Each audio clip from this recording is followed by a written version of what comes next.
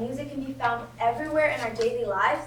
Hi, my name is Emma, and today I will be sharing some interesting facts on the vast subject of music history, how it has changed over time, and why music is important to me. While the origins of music are lost in prehistory, we know that early humans used rhythms and sounds to communicate, strengthen bonds, and pass down traditions. The first man-made creation considered to be a musical instrument is the bone flute. A well-known example is the Neanderthal flute, which was discovered in Slovenia in 1995. This flute is estimated to be over 50,000 years old. It was made out of the left femur of a young bear.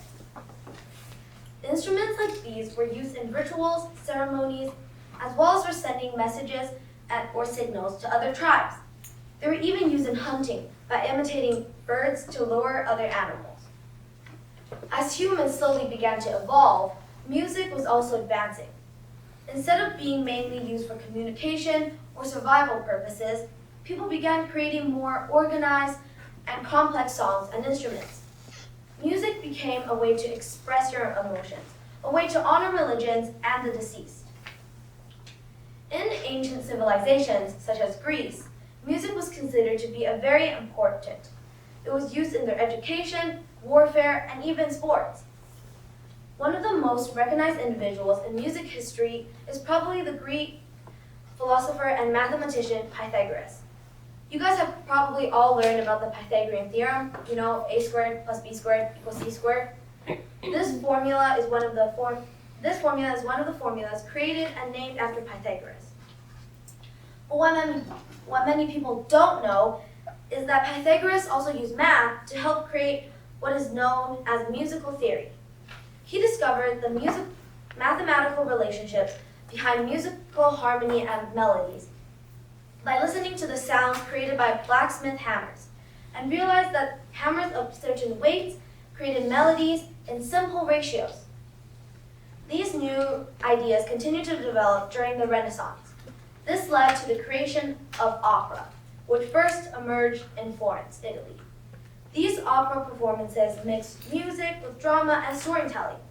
These performers had to have strong vocal projection, dramatic expressions, strong musical knowledge, and, of course, talent.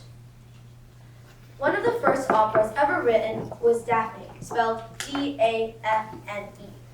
It was written by the composers Jacopo III and Jacopo Corsi in the late 1500s. Even though most of the original piece has been lost, Daphne is still believed to be the first opera ever written and performed. As opera music began to spread throughout all of Europe, instruments were also expanding. This allowed composers to create more complicated and beautiful pieces of music. This led to the beginning of some of the most influential classical composers to this day, such as Mozart, Bach, or Beethoven. I believe that most of you have probably heard about at least one of these talented people. After the classical and romantic eras, music began to be accessible everywhere in the world, thanks to the new technology that allowed music to be recorded and played everywhere. Genres such as pop, jazz, and blues had also begun to gain popularity. New artists also began to appear everywhere, hoping to spread their music to everyone worldwide. During the sudden rise of musical artists, one band began to stand out from the others, the Beatles.